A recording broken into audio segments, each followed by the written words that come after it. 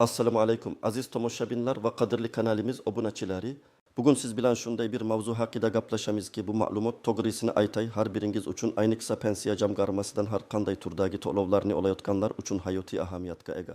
Men bilaman ko'pchilik shu masalada savollarga duch keladi, ba'zilar esa hattoki o'z to'lovlarini yo'qotish xavfi ostida qolishi mumkin.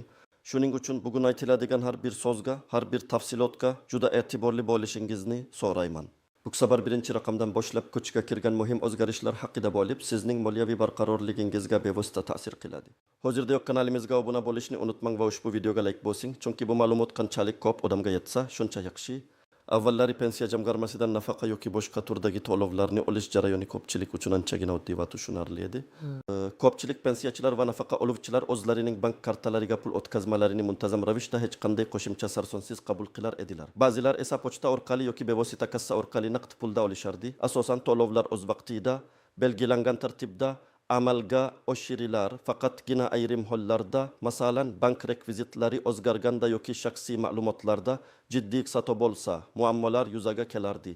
To'lovchidan katta hujjatbozlik yoki muntazam tekshiruvlar talab qilinmasdi. Pensiya jamg'armasi o'z bazasidagi ma'lumotlarga tayanib ish olib borardi va agar kishining hayoti yoki yashash joyi bilan bog'liq o'zgarishlar bo'lmasa, to'lovlar avtomatik tarzda davom etaverardi. Bu tizim ko'pchilik uchun qulay edi, chunki u minimal darajadagi ishtirokni talab qilardi, ammo endi vaziyat butunlay o'zgardi. Birinchi sanadan boshlab pensiya jamg'armasi to'lovlarini oluvchilar uchun yangi jiddiy qoidalar kuchga kirdi. Bu o'zgarishlarning asosiy sababi to'lov tizimining shaffofligini oshirish, noqonuniy to'lovlarni oldini olish va eng muhimi, ma'lumotlar bazasini zamonaviy talablarga muvofiq yangilash zaruriyati bilan bog'liq. Hukumat va mas'ul idoralar har bir to'lovning haqqoniyligini uning o'ziga yetib borishini ta'minlashga intilmoqda. Endilikda oddiygina bank kartasiga pul kelib tushishini kutib yotishning o'zi yetarli bo'lmaydi. Yangi tartibga ko'ra, pensiya jamg'armasi ma'lumotlar bazasidagi shaxsiy ma'lumotlarining dolzarbligini muntazam tekshirib boradi. Agar sizning shaxsiy ma'lumotlaringizda, yashash manzilingizda, bank rekvizitlaringizda yoki hatto oilaviy holatingizda o'zgarishlar bo'lgan bo'lsa va siz bu haqda pensiya jamg'armasini xabardor qilmagan bo'lsangiz, demak siz muammoga duch kelishingiz mumkin. Eng asosiy o'zgarishlardan biri shundaki, endilikda ma'lum bir muddatda shaxsiy ma'lumotlarni tasdiqlash yoki yangilash majburiyati paydo bo'ldi. Bu ayniqsa uzoq muddat davomida bir joyda yashamaydiganlar yoki tez manzil o'zgartiradiganlar uchun muhim. Keling, bu o'zgarishlar aynan kimlarga ta'sir qilishini batafsil ko'rib chiqaylik. Kimlar tashvishlanishi kerak va kimlar nisbatan xotirjam bo'lishi mumkin? Birinchidan, agar siz pensiya yoshiga yetgan bo'lsangiz va nafaqa olayotgan bo'lsangiz, lekin so'nggi bir yil ishida shaxsingizni tasdiqlovchi hujjatlaringizning, masalan, pasportingizning muddati tugagan bo'lsa yoki siz yangi pasport olgan bo'lsangiz va bu haqda pensiya jamg'armasini xabardor qilmagan bo'lsangiz, siz birinchi navbatda xavf ostidasiz. Jamg'arma sizning ma'lumotlaringizni eskirgan deb hisoblab, to'lovlarni vaqtincha to'xtatib qo'yishi mumkin. Misol uchun, 7 yoshli Olima opa deylik. Uzoq yillar davomida pensiya olib keladi. Pasportining muddati 2 oy oldin tugagan, ammo u buni payqamagan yoki ahamiyat bermagan. Olima opaning pensiyasi har doimgidek bank kartasiga tushishi kerak edi, lekin birinchi sanadan keyin karta bo'sh qoldi. Buning sababi shundaki, pensiya jamg'armasi o'z ma'lumotlar bazasini yangilash chog'ida Olima opaning pasport ma'lumotlari eskirganini aniqlagan va shaxsni aniqlash imkoni bo'lmagani uchun to'lovlarni avtomatik ravishda to'xtatgan. Olima opaga endi yangi pasport olib pensiya jamg'armasiga borib ma'lumotlarini yangilashga to'g'ri keladi. Bu jarayon bir necha kunni, ba'zan hatto haftani olishi mumkin va shu muddatda u pensiyasiz qoladi. Tasavvur qiling, har bir tiyinga qarab yashaydigan keksa odam uchun bu qanchalik og'ir bo'lishi mumkin. Ikkinchidan, agar siz nogironlik nafaqasi olayotgan bo'lsangiz va belgilangan muddatda tibbiy mehnat ekspert komissiyasining TMK qayta ko'rigidan o'tmagan bo'lsangiz yoki komissiyaning qarori o'zgargan bo'lsa, lekin pensiya jamg'armasiga bu haqda xabar bermagan bo'lsangiz, sizning to'lovlaringiz ham xavf ostida. yangi tartibga ko'ra temek chulo salari va uning muddati pensiya jamg'armasi bazasi bilan doimiy ravishda solishtiriladi. Aytaylik 25 yoshli Akmal aka ikkinchi guruh nogironi bo'lib, har oy nogironlik nafaqasi olardi. Uning temekdan o'tish muddati o'tgan oy tugagan edi. Lekin u ba'zi sabablarga ko'ra qayta ko'rikdan o'tishga ulgurmagan. Pensiya jamg'armasi endi temekdan uning yangi chulosasi kelmaganini ko'rib, Akmal akaning nafaqasini vaqtincha to'xtatib qo'yadi. U darhol temekka murojaat qilib, qayta ko'rikdan o'tishi va yangi ma'lumotlarni pensiya jamg'armasiga taqdim etishi lozim. Bu ham ortiqcha tashvish va vaqt yo'qotishiga sabab bo'ladi.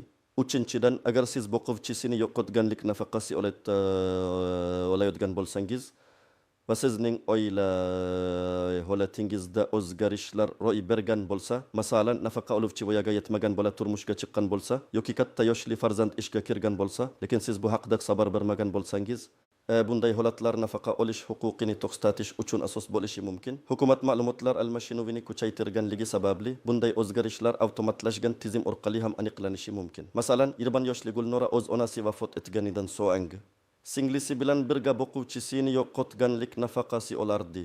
U bir oy oldin turmushga chiqdi va ishga joylashdi, ammo pensiya jamg'armasiga bu haqda xabar bermadi. Yangi qoidalar bo'yicha uning nikoh qayd etilganligi va ishga joylashganligi haqidagi ma'lumotlar pensiya jamg'armasiga avtomatik tarzda yetib borishi mumkin. Natijada pensiya jamg'armasi uning nafaqa olish huquqi tugaganini aniqlab, to'lovlarni to'xtatib qo'yadi va hatto noto'g'ri olingan pullarni qaytarishni talab qilishi ham mumkin. To'rtinchidan, agar siz xorijga doimiy yashash uchun ko'chib ketgan bo'lsangiz va bu haqda pensiya jamg'armasiga xabar bermagan bo'lsangiz, ba'zi mamlakatlar bilan kelishuvlar doirasida pensiya olish imkoniyati mavjud bo'lsa-da, ko'pchilik hollarda chet elga doimiy yashash uchun ketgan shaxslarning pensiya to'lovlari to'xtatiladi. Agar siz shu toifaga kirsangiz va o'zgarishlarni yashirgan bo'lsangiz, jamg'arma to'lovlarni to'xtatishi va ortiqcha to'langan summalarni undirishi mumkin.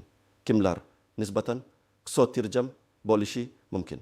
Agar sizning shaxsiy ma'lumotlaringiz, pasport, manzil, familiya o'zgarmagan bo'lsa, nogironlik guruhingiz muddati tugamagan bo'lsa, oilaviy holatingiz pensiya to'lovi huquqiga ta'sir qiluvchi darajada o'zgarmagan bo'lsa va siz hech qayerga ko'chib ketmagan bo'lsangiz, sizning to'lovlaringiz odatdagidek davom etishi ehtimoli yuqori. Ammo shunga qaramay, har bir kishi o'z ma'lumotlarini tekshirib olishi ortiqchalik qilmaydi. Pensiya jamg'armasi endilikda faqatgina o'z bazasidagi ma'lumotlarga emas, balki boshqa davlat idoralari, masalan FV ishki azdaramaki ishditishti ala arda kabakkan masaba azan azi azrandani azin allin engi endigingi enkiti bandatan tallidandan dendelikti Balik va mehnat munosabatlari vazirligi ma'lumotlariga ham tayanadi. Bu esa ma'lumotlar almashinuvining ancha samarali va tezkor bo'lishini anglatadi bo'pti. Endi esa bu yangi qoidalar bilan bog'liq istisnolar, chuqur tushunishni talab qiladigan nozik jihatlar va ko'pchilik e'tibordan chetda qoldirishi mumkin bo'lgan jihatlar haqida gaplashamiz. Birinchidan, ba'zi holatlarda, masalan, yuridik jihatdan uzrli sabablar bilan shaxsiy ma'lumotlarni yangilashga ulgurmagan bo'lsangiz, masalan, og'ir kasallik uzoq muddatli chet elda bo'lish, pensiya jamg'armasi sizning holatingizni inobatga olishi mumkin. Lekin buning uchun siz uzrli sababni tasdiqlovchi rasmiy hujjatlarni taqdim etishingiz shart. Oddiygina eshitmagan edim yoki unutib qo'ydim kabi bahonalar qabul qilinmasligi mumkin. Misol uchun, keksa bir kishi qishloq joyda yashab, shahardagi shifoxonada uzoq vaqt davolangan bo'lsa va shu sababli pasportini yangilashga ulgurmagan bo'lsa, u shifoxonadan tegishli ma'lumotnomani olib, pensiya jamg'armasiga taqdim etishi kerak bo'ladi. Bu holatda to'lovlar kechikib bo'lsa ham odatda tiklanadi va o'tkazib yuborilgan davr uchun pullar qayta hisoblab beriladi. Ikkinchidan, bank rekvizitlarining o'zgarishi. Ko'pchilik o'z bank kartasining muddati tugaganida bank yangi karta berganida avtomatik ravishda barcha ma'lumotlar yangilanadi deb o'ylaydi. Ammo ba'zi holatlarda bank hisob raqami o'zgarishi mumkin, ayniqsa bank ichki tizimlarida o'zgarishlar bo'lsa. Agar siz yangi bank kartasi olgan bo'lsangiz, lekin uning hisob raqamlar ketma-ketligi avvalgisidan farq qilsa, bu haqda pensiya jamg'armasini xabardor qilishingiz shart. Aks holda jamg'arma pulni eski hisob raqamiga o'tkazishga urinadi va muvaffaqiyatsiz bo'ladi bu esa to'lovlarning kechikishiga olib keladi. Bu holatda pul yo'q qolmaydi, lekin siz uni olish uchun qo'shimcha harakat qilishingizga to'g'ri keladi. Uchinchidan, ayrim toifadagi nafaqa oluvchilar, masalan, xorij davlatlarda ishlayotgan, ammo O'zbekiston fuqaroligini saqlab qolgan va O'zbekistondan pensiya olayotgan shaxslar uchun ma'lumotlarni tasdiqlashning maxsus tartiblari mavjud. Ular O'zbekistonning chet eldagi konsulliklarida ro'ik satdan o'tganliklari yoki yashayotganliklari haqida ma'lumotnomalarni muntazam taqdim etishlari talab qilinishi mumkin. Bu ularning haqiqatan ham hayotda ekanliklarini va pensiya olishga haqli ekanliklarini tasdiqlash uchun muhimdir. Agar bunday ma'lumotnomalar o'z vaqtida taqdim etilmasa, pensiya to'lovlari to'xtatiladi. Bu kabi holatlar juda nozik bo'lib, har bir mamlakat bilan O'zbekiston o'rtasidagi kelishuvlarga bog'liq. To'rtinchidan, ba'zan pensiya jamg'armasi tomonidan yuborilgan xabarnomalar pochta orqali egasiga yetib bormasligi mumkin. Sababi manzil o'zgarishi, pochta xizmatining samaradorligi pastligi yoki boshqa sabablar bo'lishi mumkin. Agar siz pensiya jamg'armasidan xabarnoma kutayotgan bo'lsangiz va u yetib kelmasa, uni o'zingizga tegishli bo'lgan pensiya jamg'armasi bo'limidan so'rab olishingiz lozim. Elektron pochta orqali xabarnoma yuborish tizimi hali to'liq ishlamagan bo'lishi mumkin. Shuning uchun faqat unga ishonib qolmaslik kerak. Endi esa eng muhim qismga yetib keldik. Siz nima qilishingiz kerak? Qanday amaliy qadamlarni bosishingiz lozim? Qaysi hujjatlarni to'plashingiz va qayerga murojaat qilishingiz kerak? Bularni diqqat bilan tinglang, chunki bu sizning to'lovlaringiz uzluksizligini ta'minlashga yordam beradi. Birinchi qadam: ma'lumotlaringizni tekshiring va yangilang. Pasportingizning amal qilish muddatini tekshiring. Agar muddati tugagan bo'lsa, darhol yangisini olish uchun Ichki ishlar vazirligining tegishli bo'limlariga murojaat qiling. Yangi pasportni olgach, uning nusxasi bilan birga sizga xizmat ko'rsatuvchi pensiya jamg'armasi bo'limiga borishingiz va ma'lumotlaringizni yangilashingiz shart. Agar nogironlik nafaqasi oluvchi bo'lsangiz, TMEK sulosasining amal qilish muddatini tekshiring. Agar muddati yaqinlashgan yoki tugagan bo'lsa, darhol qayta ko'rikdan o'tish uchun murojaat qiling. Yangi sulosa olingach, uni pensiya jamg'armasiga topshirishingiz lozim. Bank kartangizning hisob raqami o'zgarganligini tekshiring. Agar o'zgargan bo'lsa, bankdan hisob raqamingiz ko'rsatilgan ma'lumotnomani olib, pensiya jamg'armasiga taqdim eting. Agar oilaviy holatingizda nafaqa huquqiga ta'sir qiluvchi o'zgarishlar, masalan turmushga chiqish, ishga joylashish ro'y bergan bo'lsa, bu haqda pensiya jamg'armasini xabardor qiling. Tegishli hujjatlarni, nikoh guvohnomasi, ishga joylashganlik haqida ma'lumotnoma taqdim etishingiz kerak bo'ladi. Ikkinchi qadam: qayerga murojaat qilish kerak? Siz doimiy yashash joyingizdagi yoki pensiya ishingiz rasmiylashtirilgan pensiya jamg'armasining shahar, tuman bo'limiga murojaat qilishingiz kerak. U yerda sizga barcha zarur ma'lumotlar va blankalar taqdim etiladi. Uchinchi qadam: qanday hujjatlar kerak bo'lishi mumkin? Asl pasport va uning nusxasi, nogironlik nafaqasi uchun TMEK sulosasi, bankdan olingan hisob raqami haqida ma'lumotnoma, nikoh guvohnomasi yoki ishga joylashganlik haqida ma'lumotnoma agar tegishli bo'lsa, pensiya guvohnomasi agar mavjud bo'lsa, pensiya jamg'armasi iqtisodiyotga murojaat qilib, sizga aynan qaysi hujjatlar kerakligini aniqlashtirib olishingiz eng yaxshi yo'l hisoblanadi. Chunki har bir vaziyat individual bo'lishi mumkin. To'rtinchi qadam: nima yozish kerak? Aynan qanday ariza yozish kerakligini pensiya jamg'armasi xodimlari sizga tushuntirib berishadi. Odatda bu erkin shakldagi ariza bo'lib, unda siz o'zingizning shaxsiy ma'lumotlaringizni, pasport ma'lumotlaringizni, pensiya ishingiz raqamini va qanday o'zgarish ro'y berganini aniq ko'rsatishingiz kerak bo'ladi. Masalan, mening pasportim yangilandi. Yangi seriya va raqam quyidagicha: yoki mening bank hisob raqamim o'zgardi, yangi hisob raqami quyidagicha. Ariza namunasi pensiya jamg'armasining eksport stendlarida bo'lishi yoki xodimlar tomonidan berilishi mumkin. Muhim eslatma: hech qachon ushbu ishlarni kechiktirmang. Agar siz belgilangan muddatda ma'lumotlaringizni yangilamasangiz, pensiya jamg'armasi to'lovlarni vaqtincha to'xtatib qo'yishga majbur bo'ladi. To'lovlar to'xtatilganidan so'ng ularni tiklash uchun ham ma'lum vaqt va harakat talab etiladi. Bu esa sizning moliyaviy ahvolingizga salbiy ta'sir ko'rsatishi mumkin.